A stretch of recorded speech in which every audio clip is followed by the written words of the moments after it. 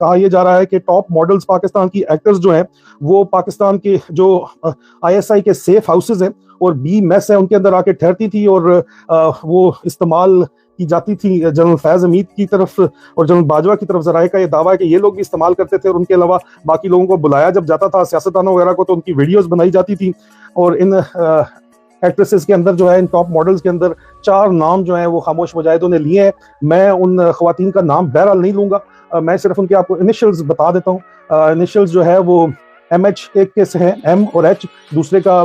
M और K, तीसरे का K और K, और चौथे का S और चौथी का S और A।